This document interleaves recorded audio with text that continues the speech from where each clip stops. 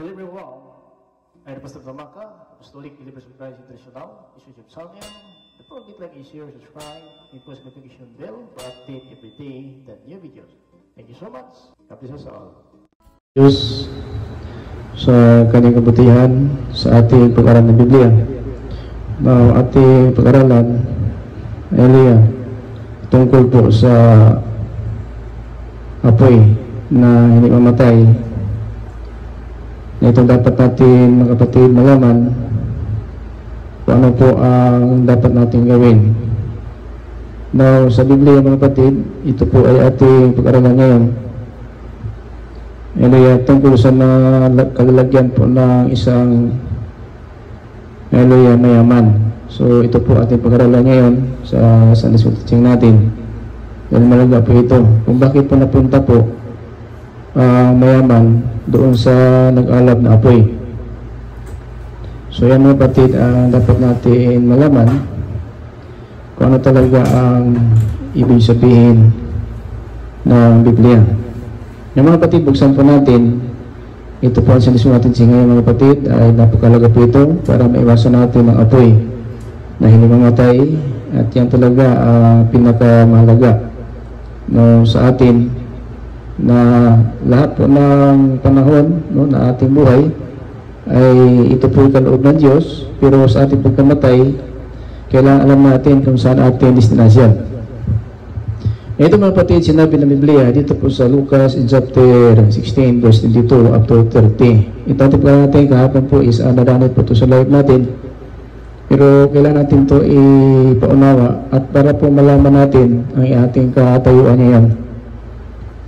Ito mga kapatid, sinabi ng Biblia dito po sa Lucas in chapter 16 verse 22 to 30. So isa-isa natin to, atin to bigyan ng pangunawa ang aral natin sa Sunday School teaching natin. Ito ngayon mga kapatid, napakalaga po ito. Hallelujah. Na dito mga kapatid, hallelujah, ang sinabi ng Biblia, namatay ang pulubi at dinala sa mga anghel, dinala ng mga anghel sa piling ni Abraham. At namatay naman ang mayaman at nalibing. Then doon mga kapatid sa 23, habang nagdurusa siya sa lugar ng mga patay, nakita niya sa malayo si Lazaro at si Abraham. Ito mga kapatid, kasi wala man tayong makaiwas talaga, lahat talaga mamatay tayo. Isa lang patutunguhan natin ay po sa sulat po ngayon ni Haring Solomon sa Ecclesiastes in chapter 3 verse 19 na up to 20, na isa lang po ang ating patutunguhan. Lahat po tayo. Now, dahil po nadarating tayo dyan, hallelujah, talagang hindi maiwasan ang kamatayan, ay darating talaga sa atin yan. So, kaya ito po ang sinabi po sa verse 3 at 20, isa lang ang patutunguhan natin. Isa lang patutunguhan ng lahat. Lahat ay nagmula sa lupa at sa lupa rin babalik. Now, itong si Lazaro namatay at sa ang mayaman, na hindi po sila nakaiwas, hindi po nakaiwas ang mayaman ng apoy na hindi mamatay. Ito po kapatid, pinag-aralan po natin ito para po na mapaghandaan natin ang ating pag-alis sa salimutan na ito. Apoy na mamatay po mga kapatid ang kinalagyan po ng mayaman. Now, sa pagtingin niya na siya po ay nakatanaw sa malayo, ay nakita po niya si Lazaro at saka si Abraham kasama doon. Na ito mga kapatid, dapat alam natin ito na sa ating pag-alis sa salimutan na ito, dapat alam natin kung ano po ating kahantungan. Na ang Biblia mga kapatid na patunay dito na kapag namatay na tayo talaga, pagkatapos hatol na po, ay po sa Hebreo in chapter 9:27. Na minsan ang tamamatay pagkatapos hatol na. Na ito po, nang namatay po si Lazaro, ay dinala po sa piling ni Abraham. Na ang mayaman naman, nandun siya sa nag-alab na apoy, sa verse 24. Kaya tumawag siya ang mga Abraham, mawa kayo sa akin, at utusan po ninyo si Lazaro na isawsaw ang daliri niya sa tubig at ipatak sa dila ko para lumamig-lamig ang pakiramdam ko dahil hirap na ako dito sa apoy. Na ito mga kapatid ang dapat malaman natin. Paano maiwasan natin ang apoy na ito? Mantala tayo ngayon na dito sa libutan, buhay pa tayo, ay ito po ay binigay po ng Panginoon sa atin na aral para po na tayo talaga ay mayroon malaman. Kasi pag namatay na tayo, hatol na po. Ay po sa Hebreo in chapter 9:27. Now kapag namatay tayo, hatol na. Kaya nga ang mayaman, wala po siyang nagawa. Wala siyang nagawa, kundi mong makaawa na lang kay Amang Abraham. Now sabi niya, maawa po kayo sa akin. Utusan mo po niyo si Lazaro na isawsaw ang daliri niya sa tubig at ipatak sa dila ko para lumamig-lamig ang pakiramdam ko dahil hirap na ako dito sa apoy na ito. Na mga kapatid, ano man ang ating katayuan ngayon dito sa sanlibutan, ano man ang ating karangalan, ano man ang ating naabot, pero ang ating paghandaan, itong pag-alis natin kapag namatay na po tayo. Kasi ang sabi po sa Ecclesiastes kung mangaral in chapter 3 verse 20, all go unto the one place, all are the dust, and all turn to dust again. So lahat talaga tayo babalik sa lupa. Pero ang importante ngayon, habang buhay tayo, dapat alam natin kung ano ang pamumuhay bilang Kristiyano, ano ba talaga ang pinakamahalaga sa ating panahon ngayon, sa ating pamumuhay sa libutan. Kasi minsan po ang sanlibutan talaga, tulad ng mayaman, ito po mayaman po. Bakit na mayaman po siya? Huwag mo sabihin, nakaw siya. So naging mayaman siya, negosyante ba siya? Marami siyang negosyo, marami siyang paraan sa hanap buhay niya, kaya na mayaman po. So si Lazaro naman, na isang pulubi, na kahit siya'y pulubi talaga, dito sa lupa, halos bumuo ng mayaman ay hindi niya makain kasi may aso pa po sa ilalim ng misa. Pero namatay naman ang mayaman, doon sa apoy siya. So yun po ang kalagayan natin ngayon sa sanlibutan. Kung hindi natin ito paghandaan, mga kapatid, delikado po ating katayuan. Pwede mamaya wala na tayo, bukas wala na tayo. Kasi isang ikot na orasan lang, wala makadagdag ng buhay natin. Hallelujah. In Mateo, in chapter 6:27, hallelujah, na isang ikot na orasan, wala makadagdag. Wala makadagdag ng buhay natin. Sa 6:27, sabi dito ni Apostol Mateo, sino sa inyo makapaghapa-haba ng kanyang buhay kahit isang saglit sa magitan ng pag-alala? Sabihin natin, bukas buhay pa tayo. Sabihin natin yung araw na ito, hanggang mamaya buhay pa tayo. Pero hanggang ating kamatayan, sikas lang po yan. Hindi mga kapatid magtatagal. Kung tayo alisin ng Panginoon, alisin talaga tayo. Now, ano ba ang ating gagawin na habang numuhay tayo sa libutan, para sa pag-alis sa libutan, sigurado po ating kantungan. Hindi po parusa. Hallelujah. Tawag mo na, nagkuhan ba ang live mo? Dito sa Leo. Tinawag ni Leo. Ayon ng Panginoon na parusa ang ating kantungan.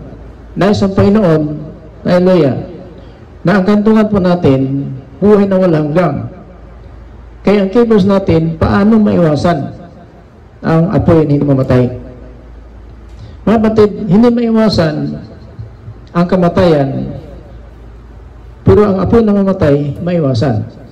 Maiwasan po. Kasi po si Lazaro namatay, sigurado talaga may paraiso na puntahan. Pero ang apoy, walang makaiwas. Walang makaiwas.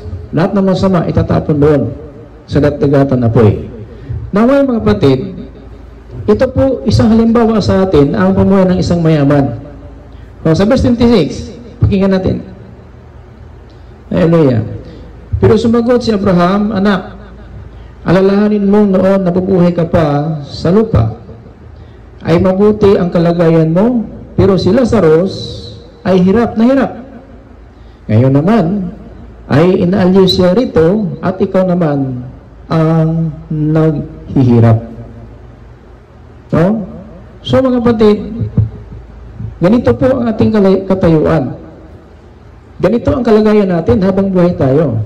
May nakahanda na po na apoy, mayroon namang paraiso. Now, sa panahon ni Moises, nagmula po kay Abraham hanggang kay Moises, may paraiso talaga ng kaluluwa. At meron talaga nakahanda din na tinatawag apoy kung Hades. So, pag namatay ng mayaman doon sa Hades, namatay si Lazaro, nandoon sinapupunan ni Abraham. So, pag namatay po ang mga propeta at mga banal ng Diyos, nandoon din sa kasama ni Abraham. Kasi si Abraham, yun po ang paraiso ng kaluluwa na kanyang kinalagyan. At nandoon din ang kasama si Lazaro. Confirm sa Biblia. Wala pa sinabi, pastor doon, may pari ba doon sa sinapunan ni Abraham? Wala po. Si Lazaro lang po pinuntahan ng Biblia. At yung isa, na isang kriminal, na pinangakuhan ng Panginoon sa Lucas 23 in verse 43. Ang sabi ng Panginoon, ngayon, ikasama kita sa paraiso. Now, yun po, nakasama doon sa paraiso, confirm po sa Biblia. Pero walang pastor doon, walang pari doon, walang Christian, manampalataya doon nakalagay dito sa Biblia, kundi si Lazaro lang si Abraham, pati itong isang kriminal na pinangakuhan ng Panginoon sa Lucas 23 verse 43. Ngayon, ikasama kita sa paraiso. So yun, ang sabi ng Panginoon sa Mateo 12:40 na kung si Jonas 3 araw, 3 gabi sa tiyan ng dabuhan ng isda, ang anak ng tao 3 araw, 3 gabi sa pinakailalim ng lupa. So yun po ang purpose na paroon ang Panginoon Kristo sa ilalim ng lupa para maparating ang magandang balita doon sa mga kaluluwa na nakakulong. Ito po sinabi ni Apostol Pedro sa 1 Peter chapter 4 verse 6. Pakinggan natin. Ang sabi ito ni Apostol Pedro, ito ang dahilan kung bakit ipinangaral ang magandang balita sa mga taong patay na. So, pagdating ng Panginoon Kristo doon sa daig mga patay, ang kanyang sintro, kung kanyang purpose na pumunta siya doon upang pumunta sa mga kaluluwa na nalunod po ng baha ni Noah.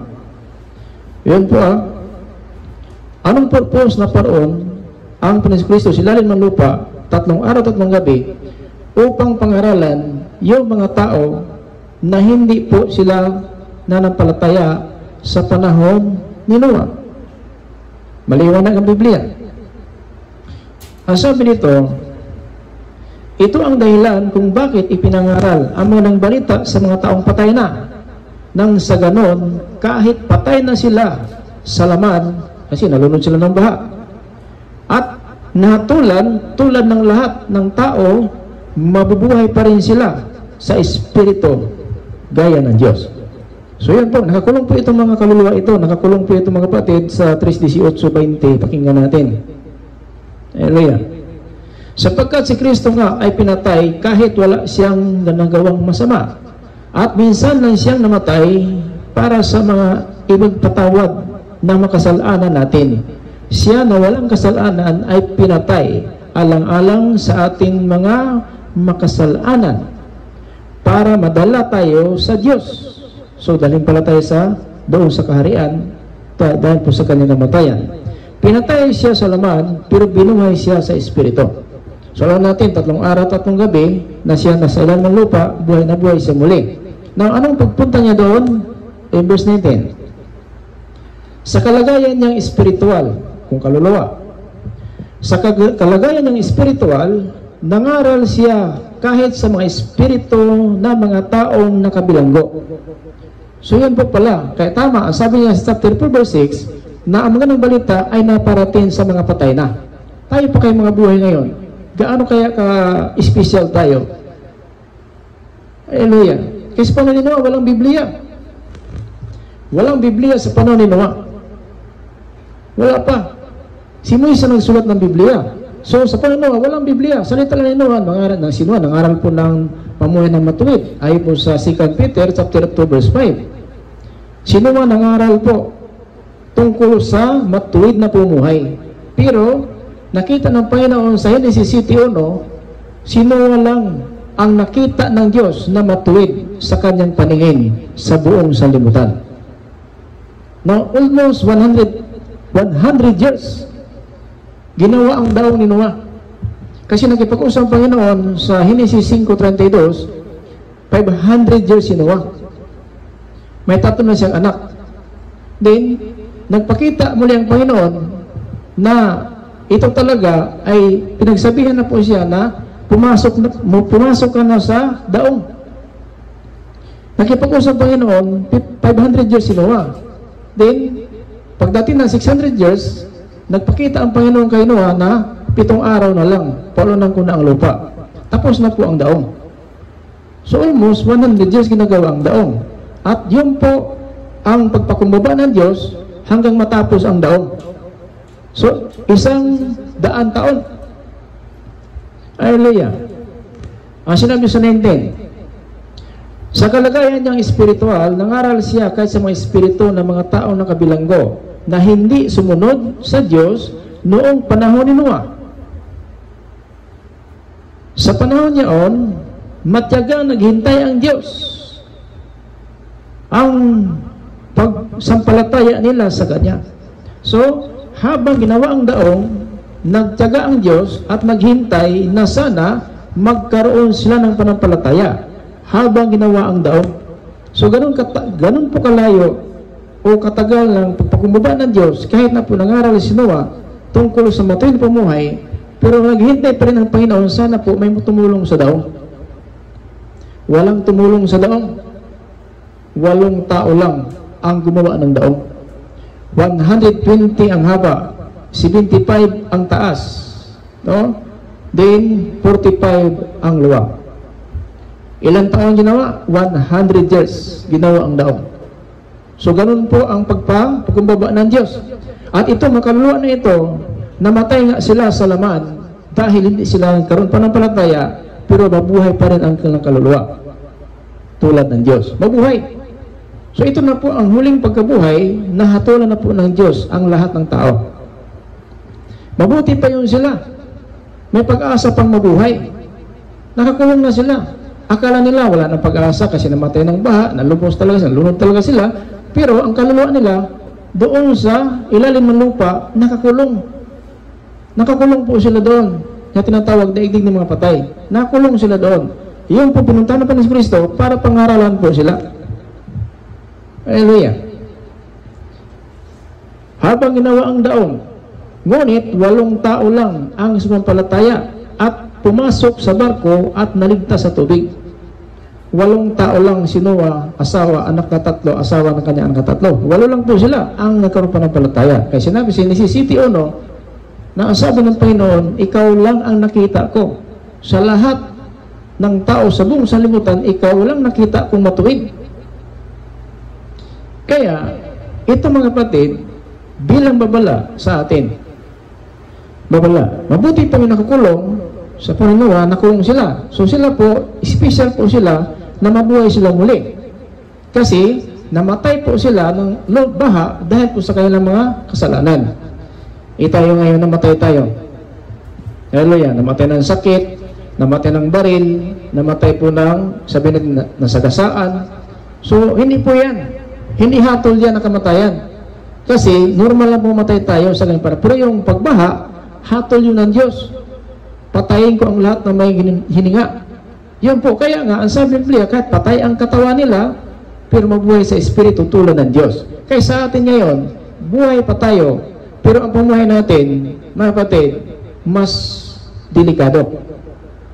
Kasi, namatay tayo ng sakit, namatay tayo ng sagasaan, namatay ng baril tayo, namatay. Hindi po yun ang hatol. Hindi hatol yun.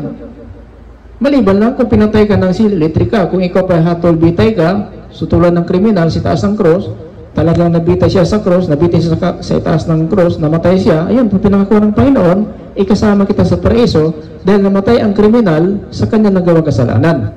Kung mamatay ka ng sakit, mamatay ka na sa kasaan, mamatay ka na nabaril ka, hatol ba yun? Hindi po. Hindi hatol yun. Kasi, yun po ay kalooban ng sabihin natin kapanahonan na ikaw po ay nasagasaan, yan talaga ay masagasaan ka. Iba ang hinatol na tulad ng isang kriminal na pako sa cross. Bakit? Dahil sa ganong kasalanan. Kaya si Kristo napako sa cross dahil po sa ating mga kasalanan.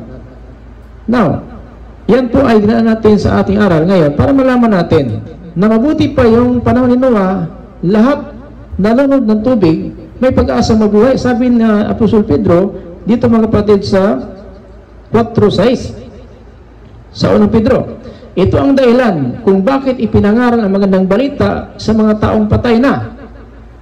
Nang ganon, kahit patay na sila sa laman at nahatulan na tulad ng lahat ng mga tao, mabubuhay pa rin sila sa Espiritu, gaya ng Diyos.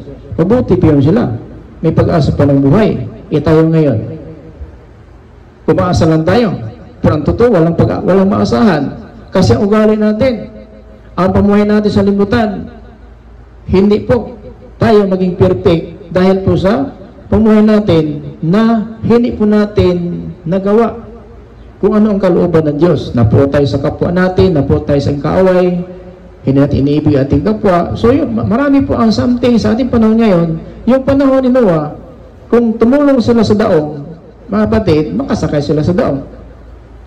Kasi ang tumulong sa daong ay ibig sabihin na nampalataya sila sa babala ng Diyos. Pero 8 tao lang sila. Hallelujah. 8 tao lang sila nagkaroon ng pananampalataya.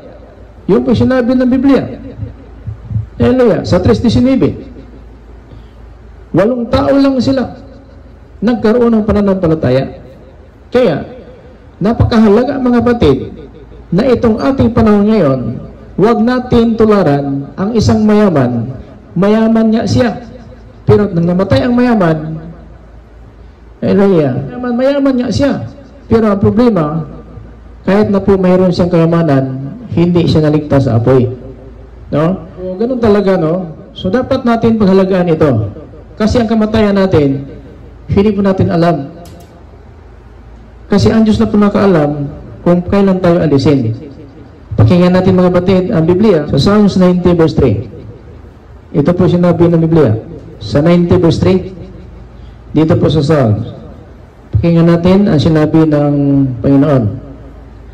Kayo ang nagpapasya kung kailan mamatay ang isang tao. Binabalik niyo siya sa lupa dahil sa lupa siya nagmula. Yun po ha.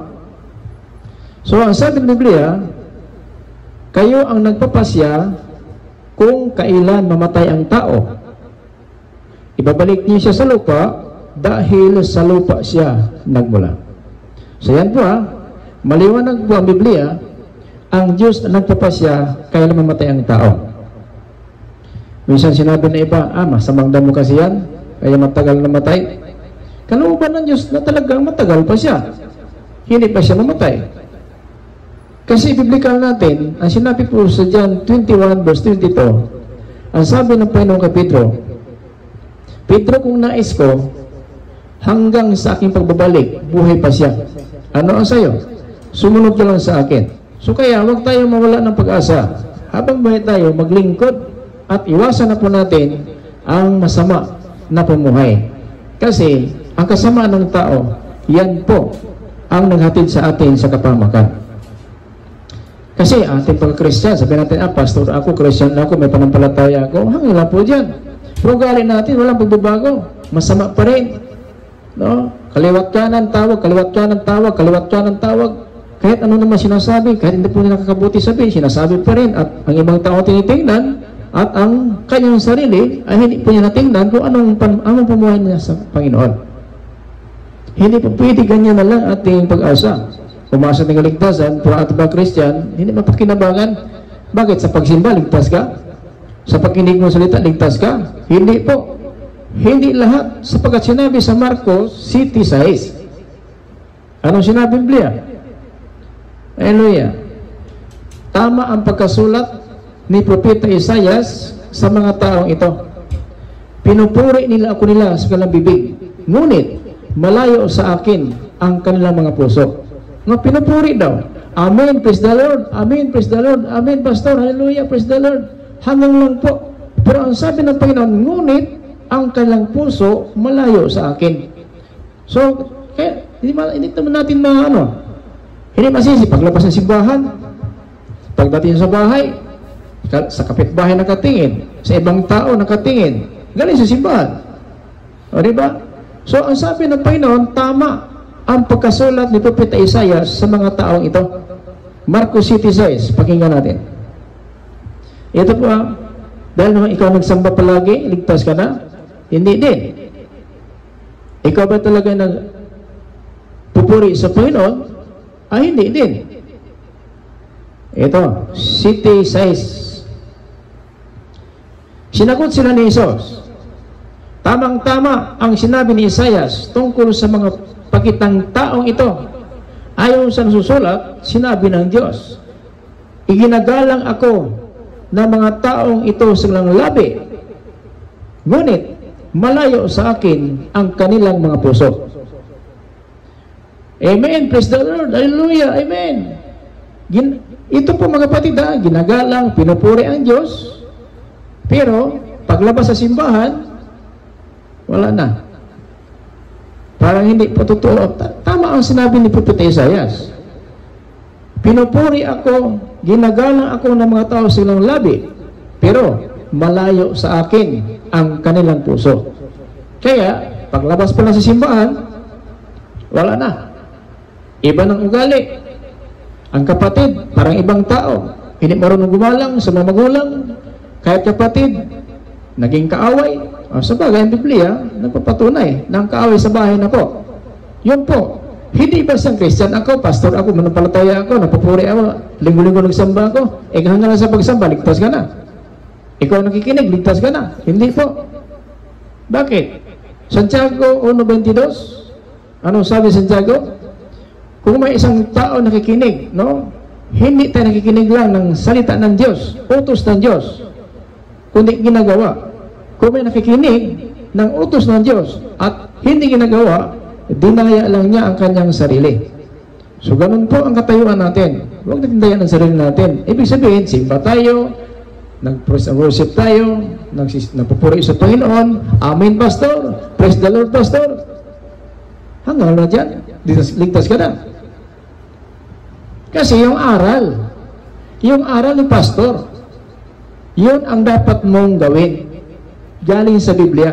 Hindi ka nagpuri ka na, nagpasalamat ka na, ikaw nag-praise and worship ka na, ligtas ka na talaga. Hindi po. Yung aral, ang purpose, na parito tayo sa simbahan, para yung aral ng Diyos, mula sa Biblia, ang ating malaman.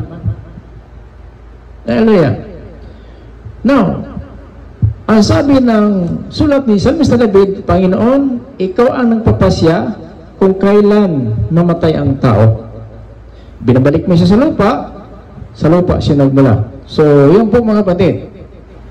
No, kaya ingat tayo. Dahil ang mayaman po, hindi na po siya na alis doon sa nag-aalab na apoy hanggang ngayon. Mga kapatid, hanggang ngayon po ang mayaman, hindi po siya naalis doon sa nag-alab na apoy. Umaalis man siya doon sa araw ng paghatol, impyerno pa rin ang punta. Kasi yun lang po, pagkatapos ng panahon na tinagda ng Panginoon, hatulan na po ang mga patay, so impyerno pa rin. Ngayon, sabihin natin, hallelujah, tayo po talaga ay may alam ng salita ng Diyos, pero yun pala, hanggang na po tayo sa pag-inig, hanggang sa pagsamba lang. Pero paglabas sa simbahan, ay iba pa rin ang ugali. Hindi pa rin nagbabago ang ugali. Ganun pa rin. Hallelujah. Hindi nagbabago ang ugali. Patuloy pa rin. Hallelujah. Sa kanya pumuhay, pasaway pa rin sa mata ng Diyos. So yun. So dapat lang mga batid, mag-ingat po tayo. Hallelujah sa ating pumuhay. Dapat lang ipakita natin sa mata ng Diyos, sa mata ng tao, na hindi nakinig lang po tayo. Kasi kung nakinig lang po tayo at walang ginagawa, dinaya natin ating sarili. So, wag naman. No? Kasi kung ganun, ay wala tayong maasahan. Kasi po ang isang mayaman, hanggang sa mga araw na ito, hanggang sa araw na ito, ay nagdurusa pa rin siya doon sa daigdig ng mga patay. So, yan po ang katayuan. Hallelujah ng isang mayaman na hanggang sa mga araw na ito ay nagdurusa siya. Kaya dapat malaman natin kung ano dapat gawin natin hanggang sa mga araw na ito. Hallelujah. Ang ibig sabihin, maghanda tayo. No, hanggang sa mga araw na ito, Ang mayaman po is 1,968 years na doon sa ilalim ng lupa sa nag-alab na apoy. Hindi pa rin siya maligtas kasi mabuhay man siya, babalik man sa katawan, ma-impyerno nakahanda. Kaya yun po ating dapat malaman at dapat natin maiwasan yung lugar na yan. Kasi mga kapatid, talagang kaparusahan po ating kantuan. So yun ang Panginoon talaga mapunta tayo doon. Kundi tayo talaga ay para po sa kanyang kaharian. Kasi ginawa ang tao hindi para sa impyerno. 43:21 sa Isaias, ginawa ko ang tao para sa akin. So ginawa ang tao para sa Panginoon, hindi sa para sa diablo. Kasi mapunta ka sa impyerno o sa diablo ka na talaga. So ginawa ang tao para sa Diyos, hindi para sa diablo. Isaiah 43:21, pakinggan natin. Ang sabi ni Propeta Isaias sa 43:21. Ganito po ang sinabi ng Biblia. Sila mga taong linikha ko para sa akin at para magpupuri sa akin. So ang purpose pala, ginawa ang tao para sa Diyos at magpupuri sa Diyos. So yun po mga kapatid, bakit po ang mayaman nakapunta po sa nag-alab na apoy? Dahil po mga kapatid, wala po siyang panahon sa Panginoon habang sila buhay. Ito po sinasabi sa Hallelujah 16:28-29-30. Hallelujah. Sinabi ito, para bigyan na babala ang 5 kong kapatid na lalaki tungkol sa lugar na ito ng paghihirap nang hindi sila mapunta rito. 28. Sumagot si Abraham, nasa kanila na ang sinulat ni Moises at ng mga propeta, dapat nilang pakinggan ang mga iyon. Sumagot ang mayaman sa 30. Sumagot ang mayaman, hindi po sila makinig doon, amang Abraham. So ibig sabihin, ang buhay pa ang mayaman, wala silang panahon sa Panginoon. Tulad ng linggo, pagsamba. Bakit nagsamba tayo? Magpuri sa Panginoon at makinig tayo ng aral. Galing po sa sulat ng mga apostol. Itong Biblia, pinabasa po natin ito para po talaga ay malaman natin kung ano talaga ang nararapat na pamumuhay natin. So ito po ang mayaman, bakit napunta sa apoy na mamatay, wala pala silang panahon sa Panginoon na siya nabubuhay pa. Kasi 5 kapatid niya, pinatunayan niya sa harapan ni Abraham, ang sabi niya, hindi po sila makinig ang mga Abraham. Sumagot ang mayaman, hindi po sila makikinig doon ang mga Abraham. Pero kung may mga patay na mabubuhay, pupunta sa kanila, magsisisi ang mga iyon. So kung may mga patay daw na magpunta doon sa kanila, magsisisi sila. Now, itong salita ng Panginoon, hallelujah, nabigay sa mga apostol na siya muling mabuhay ng pagdating ng 3 araw, 3 gabi, nabuhay muli ang Panginoon. At ito naman, hallelujah, nag-iwan sa atin ng aral. Na ngayon, ang sabi ng kaluluwa, pero kung may mabuhay ng mga patay na pupunta sa kanila, magsisi sila. Na ang Panginoon Kristo, 3 araw, 3 gabi, galing po sa lupa. Muli na siyang nabuhay. Ngayon, itong salita ngayon na ating binabasa, itong pinangaral natin na salita ng Diyos, ito po yung salita ng ating Panginoon Kristo sa mga apostol. Ngayon, nagsisi na ba tayo? Kasi ang kaluluwa, kapag may patay daw na babalik dito sa lupa at mangaral, magsisi sila. Alam naman natin si Kristo po, nabuhay na 3 araw. Nabuhay. At nag-iwan siya ng salita sa mga apostol para turuan tayo. Ayon po sa Mateo 28:19, magsiparoong kayo sa buong bansa at turuan ninyo ang lahat at bautismuhan sila sa pangalan ng Ama, ng Anak at ng Espiritu Santo. So yun po ang aral. Kaya pinangaralan tayo ngayon para talaga tayo, hallelujah, ay makakaalam sa tamang pamumuhay. Kasi ang mayaman, hindi na po siya nabago hanggang sa ngayon, mga kapatid, almost is 1,968 years from 56 AD. Sumulat po si Lucas, mga kapatid, tanda po natin, sumulat na po si Lucas 56 AD. Ngayon, equivalent natin, kung i-divide natin, ngayon 2024, ilang taon na po ang mayaman doon sa Naab na apoy? Is 1,968 years. Kaya mo yun. Hanggang ngayon, yung mayaman, nandun sa daog na apoy. At mabuhay man siya sa muling pagkabuhay, may impyerno naman nakahanda. Kasi doon, isama na po ang katawan niya sa impyerno. Ngayon, ang mayaman, kaluluwa pa lang niya ang nandoon sa nag-aalab na apoy. Pero sa muling pagkabuhay, isasama na ang katawan at kaluluwa doon na po sa impyerno. Iba ang Hades, iba ang impyerno. Ang Hades, nag-aalab na apoy. Ang impyerno, lake of fire. Yun na po ang itapon na po doon sa impyerno ang katawan at kaluluwa. Ayon po sa Mateo 10:28, ang sabi ng Espiritu sa mga apostol, sa mga tagasunod niya o mga Hudyo, huwag niyong katakutan ang tao na kayang pumatay ng katawan at hindi nila kaya patayin ang kaluluwa. Yung katakutan ninyo, yung Diyos na kayang magpuksa ng katawan at kaluluwa doon sa impyerno. So yan pala ang dapat katakutan natin. No? Ang Diyos. Huwag kang matakot sa tao. Pagbantaan man tayo, patayin tayo ng tao, ang apostoles, kapatayan, hindi po sila umayaw. Lagari, pinugutan ng ulo, pinako sa cross. So marami po ang mga panahon ng mga apostol na paano sila pinatay. Hindi po basta-basta. Lagari, pinutulan ng ulo, binitay sa kahoy.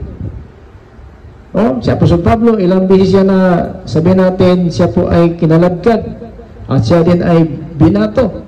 Si Apostol Pablo naman ay ilang labod? 39 times 5. 39 times 5 ang bunal kung sabihin natin palo na naramdaman ni Apostol Pablo. 39 times 5. Hallelujah. 195 ang bunal na naranasan ni Apostol Pablo. Ngayon sa atin, kumbiyansa kasi tayo. Ang mayaman, ang ganon. Walang panahon sa Panginoon. At tingnan mo na ano nangyari sa kanya. Sumagot siya. Sumagot ang mayaman. Hindi po sila makikinig ang mga Abraham. Pero kung may patay na muling mabuhay, magpunta sa kanila, magsisisi ang mga iyon. Ngayon, alam mo na natin na nabuhay ang Panginoon Kristo at nag-iwan ng salita para sa mga apostolis para sa atin, nagsisi na ba tayo? Wala. Pero ang kaluluwa, sabi na, kung may patay na pupunta doon at pagsabihan, magsisi sila. Yun po ang mga panahon natin ngayon na baka inabuso na po natin. Baka po ang mga panahon na binigay ng Diyos sa atin ngayon ay pulos na lang atin, wala sa Panginoon. Hallelujah. Ito pagsamba, bakit gawin natin ito? Gawain ito ng mga may hininga.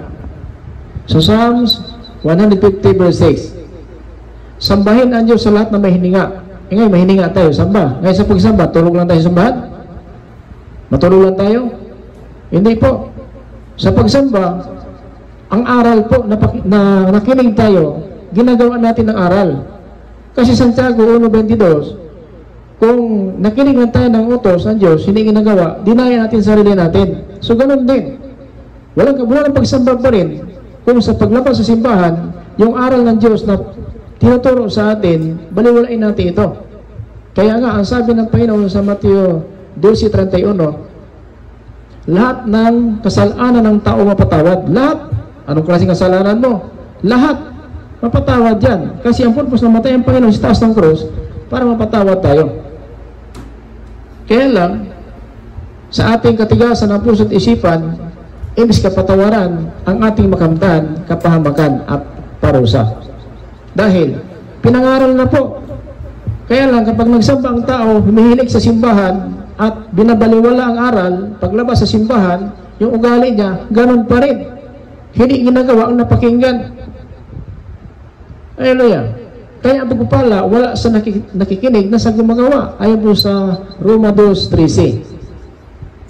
Ang pagpapala, wala sa nakikinig na sa gumagawa.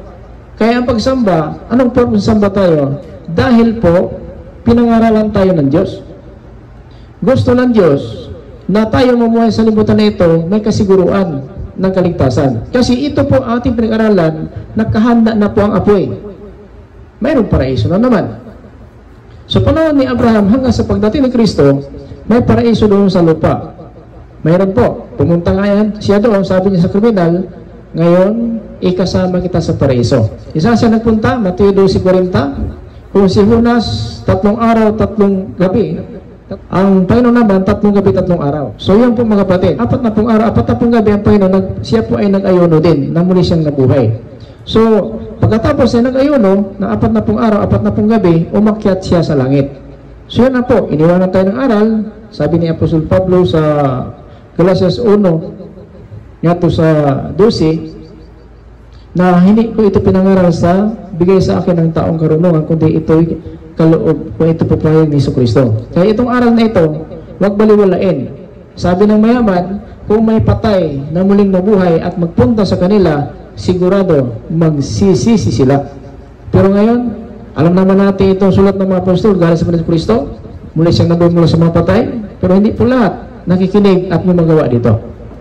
Kaya ang parusa din, ang pinangamatay, mapunta ng tao kapag baliwalain natin ito. Kasi ang sabi niya, hindi po sila makikinig doon ang mga Abraham. So, ibig sabihin, siya po ang nagpapatunay na nabuhay po pala ang mayaman, wala silang panahon na makinig ng salita ng Diyos. Brad, sister, simba tayo.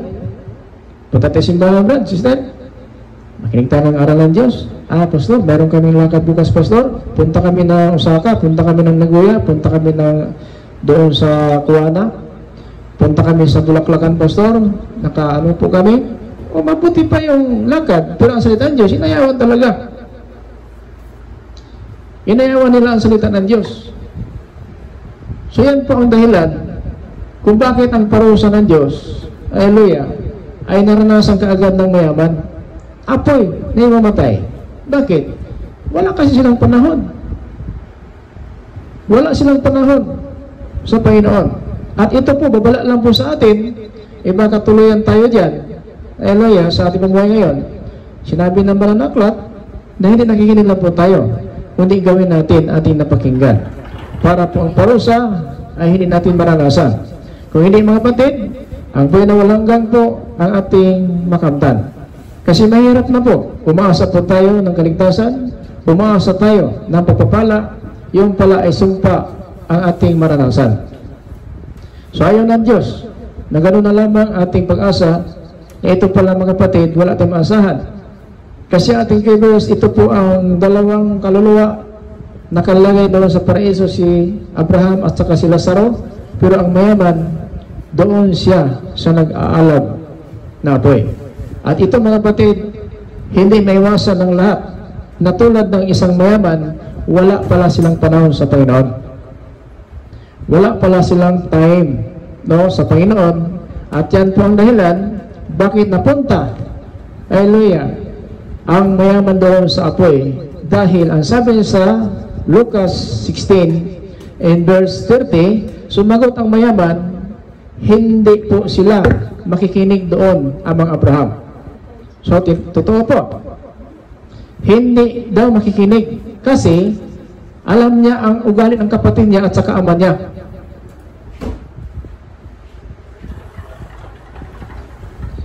Alam po ng isang kaluluwa kung ano ang palang pumuhay nila. Na ang mayaman pala, kapatid niyang 5, hindi sila makikinig ng salita ng Diyos. Dahil po sa kayamanan. Kaya ang kayamanan minsan ay nagpapakomportable ng tao.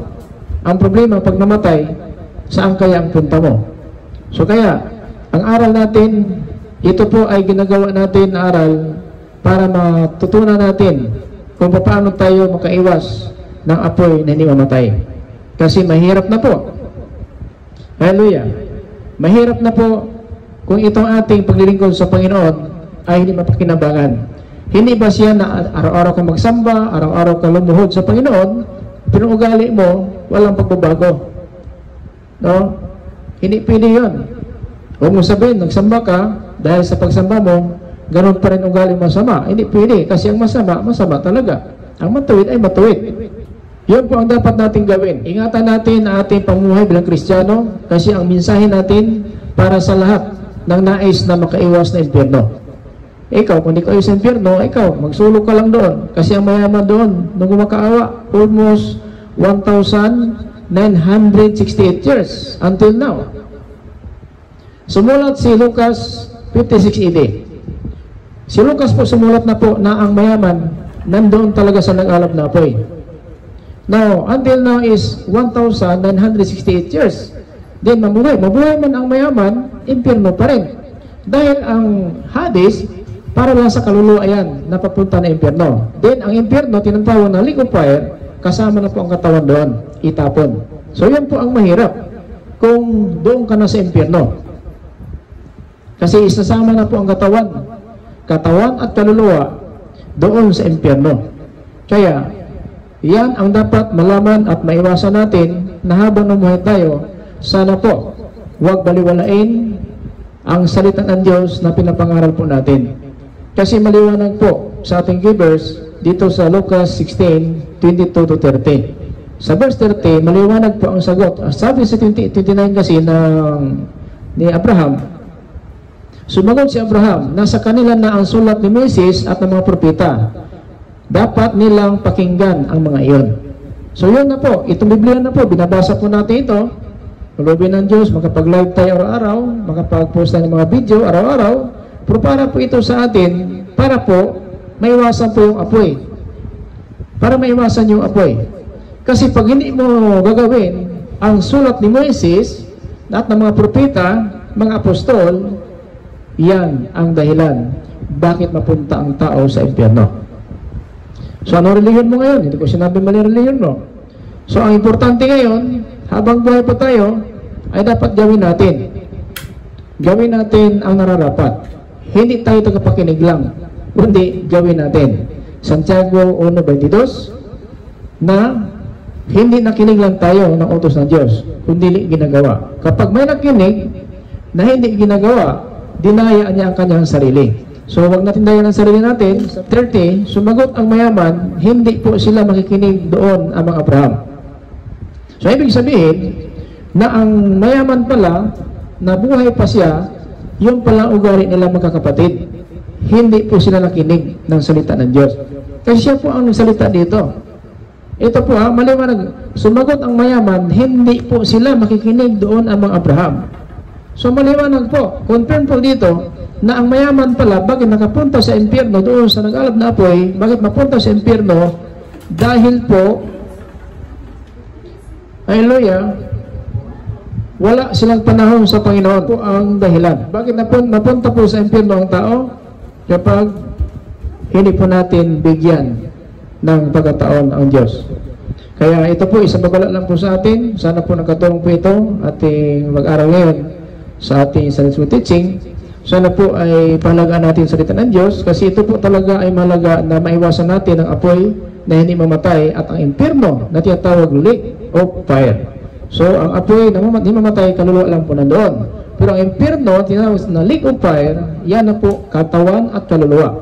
Yun tinawag po ni Kristo sa Mateo 10:28, huwag kayong matakot sa tao na kayang pumatay ng katawan, ngunit hindi mapatay ang kaluluwa. Yung katakutan ninyo ang Diyos na kayang magpuksa ng katawan at kaluluwa doon sa impyerno. So, ang impyerno pala, ang itapon doon, katawan at kaluluwa. Ang Hades, kaluluwa lang po. Ang Hades. Kaluluwa lang po ang nakalagay doon ng mayaman. Kaluluwa ng mayaman. Ang impyerno, katawan at kaluluwa ng itapon doon. Kaya habang buhay pa tayo, may pag-asa. Ecclesiastes, Kamangaral, Kabanata Siyam, Talata 4, habang buhay pa ang tao, may pag-asa. Kasi pag namatay tayo, hatol na. At tandaan po natin, isang ikot ng orasan, wala makabagdag ng buhay natin. Pwede bang mayawala na tayo bukas, kinabukasan, o linggo man, o buwan, taon pa man, ayon sa pasya ng Diyos. Psalms 90:3, ikaw nagpapasya, kailan mamatay ang tao.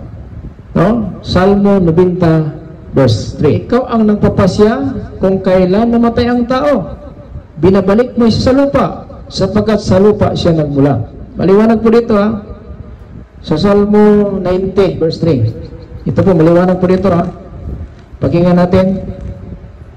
Yan po, mabasa po natin yan sa verse 3. Kayo ang nagpapasya kung kailan mamatay ang isang tao, ibinabalik niyo siya sa lupa, dahil sa lupa siya nagmula. So, biblical po yan. Now, dapat lang natin mahalagaan ito kasi ang pasyon ng Diyos wala nakaalam. May nakakaalam ba? Wala. Wala nakaalam kung ano ang pasyon ng Diyos. Ngayon na tayo, wala tayong magawa. May natulog nga, nakagising. No? May pumunta sa ospital, naka-ICU, nakabalik. Dahil po, pasyon ng Diyos. Mamatay ang tao. Pero to God be the glory, pasyon ng Diyos, bago tayo mamatay, mapaghandaan natin itong apoy na hindi mamatay. At sa kaparaiso, na ito po ating inasahan. Ganyan lang po ang kalagayan natin. Tulad tayo ng damo. No? Tulad tayo ng damo lang dito sa libutan. Wala po tayong magawa. Leah. So Psalms 103 verse 15 to 16. Dapat lang sundin natin kung ano po ang kalooban ng ating Panginoon. So ganyan po, haleluya ang katayuan natin dito sa salimutan, tulad ng isang mayaman kapag namatay na talaga, pumunta po sa nag-alam na apoy. Pero ang si Lazaro ay hindi po, mga kapatid, pinabayaan ng Diyos, nakapunta siya doon sa paraiso ng kaluluwa. So yan mga kapatid, no, ang key-verse natin is sa Lucas in chapter 16 verse 22 to 30. Tatapos po natin yan at marami po mga talatasitas na ating pong binibigay para po na matuto tayo sa bawat araw ng pumuhay natin para hindi po tayo mahatulan ng parusa. Tanda pa natin, may bangin po. May bangin po sa gitna, sa 26. Isa pa, hindi maaari ang sinasabi mo dahil may malawak na bangin. Sa pagitan natin, ang mga nandito sa amin na gustong pumunta riyan, hindi makatawid. At ang mga nariyan sa inyo ay hindi makatawid dito. So yun po ang kalagayan po ng ito, nag-alab na apoy at sa kaparaiso. May bangin sa gitna. Ito po isa pa may bangin. Ang sabi ito, isa pa, hindi maaari ang sinasabi mo kasi nanghingi po ang mayaman ng tubig. So hindi pwedeng mangyari ang sinabi mo sapagkat may bangin sa gitna. Na kapag namatay tayo, kung doon tayo mapunta sila ng lupa, buti lang kung doon ka sa kinalagyan ni Abraham, nandoon ka sa nag-alap na apoy. So wala ka nang magawa. Kasi ang Diyos po naglagay doon ng mga kaluluwa na para doon. At saka, ang paraiso ng kaluluwa, tulad ng mga nung namatay na, yung mga ano po natin, mga apo-apo natin, mga apo sa tuhod, yung mga ano po sila. So meron po doon pag-asa sila, may paraiso doon. Kaya lang, hindi alam kung sa paraiso ba talaga sila. Di ba ang kasabihan, naway sumasalangit na siya? May kasabihan po, nasa langit na. Ang problema kung saan ang langit. Kapag may namatay, naway sumasalangit ang kaluluwa. Na siya papunta ng kamatayan din, mabuti may magsabi sa kanya, naway sumasalangit ang kaluluwa mo. So hindi natin alam kung nandoon talaga sa langit. Doon talaga sa langit. Kasi ang first heaven, yun po ano yung mga patay. Yung second heaven, dito po. Ito po sa ating tinatahanan. Sa third heaven, yun na po ang paraiso ng Diyos. Pero itong sa ilang lupa na paraiso, kaluluwa lang po yan. Walang pagkatawan. So yun po ating tawag na first heaven. Second heaven, ito po ating tinitirahan. Sa third heaven, yun na po ang sinasabi sa Pablo, pangatlong langit, nandun na po ang Panis Kristo. Nakupo sa kanan ng Diyos. Hindi rin nagligtas. Kahit anong reliyon, basta matuwid na pamuhay mo, makapunta ka sa paraiso ng kaluluwa. Pero kung masama muhay mo, doon ka sa lagyan ng mayaman, nag-alap na apoy. So yun po. Pero kaya nga, kahit anong reliyon, wala makapagsabi, mali yung reliyon nila, tama ito rin namin. Hindi rin gumagawa. Ang gumagawa yung may reliyon. Kaya, yung lola ko namatay nga katoliko, pero hindi po katoliko ang magbigay sa kanya ng kaligtasan doon sa paraiso. Yung gawa niya. Hindi sinabi yung katoliko talaga, masama tayong katoliko. Anong masama katoliko? Anong katoliko? Reliyon yung katoliko. Hindi po gumagawa ng masama ang reliyon. Yung may reliyon ang gumawa ng masama. Kahit anong reliyon mo, wala kang ipagmalaki. Wala. Bakit? Reliyon ba ang hatol? Hindi. Gawa ang hatol. Hindi reliyon. Kasi ang bautismo kasi alam natin kapatawaran. At alam natin na ang tao walang matuwid. Wala kahit isa. Kaya lang, prinsipyo talaga yun. Di ba sabi niya, bahala mamatay ako, basta dito ako sa reliyon ko. Tama, kasi wala siyang ginawang masama. Kasi ang hatol wala sa reliyon. Kahit anong reliyon, tanggap ng Diyos yan. Ang gawa mo lang ang dapat ingatan mo. Na hindi ka mapunta dito na kinilagyan ng mayaman dito sa 24. Hallelujah. Kaya tumawag siya kay mga Abraham, maawa kayo sa akin. Utusan niyo po si Lazaro. Isawsaw ang daliri niya sa tubig at ipatak sa dila ko. Para lumamig-lamig ang pakiramdam ko. Dahil hirap na ako dito sa apoy. Huwag mong sabihin, Katoliko lang ito. Hindi, kahit anong reliyon mo. Kapag wala kang panahon sa Panginoon, mapunta ka rin doon sa napunta ng mayaman. Kasi ito walang panahon sa Panginoon sila. Walang panahon. Di ba siya nagpapatunay sa 30? Ang sabi niya, hindi po sila makinig ang mga Abraham. So meaning to say, buhay pa siya, sa 5 kapatid niya, 6 sila, pati ama niya. So siya po ang nagpapatunay na talaga na sa panahon pala nila, wala silang panahon na makinig sa Panginoon. Sumagot ang mayaman, hindi po sila makikinig doon, ang mga Abraham. Nagsalita, kaluluwa. Ibig sabihin, bago siya mamatay, yun ang kanilang pamuhay. Wala silang panahon sa salita ng Diyos. So yan mga kapatid, sana po nakatulong po ito ang mensahe ng Diyos para po sa atin, na sa ating kapayapaan, habang biyan ng Diyos mula sa ating Panginoon Kristo. Ito po lingkod kay Kristo Jesus, Pastor Tumaka, Apostolic Believers of Christ International. Sabi sa mga isa, grace, mercy, and peace be with us. By the Jesus Christ,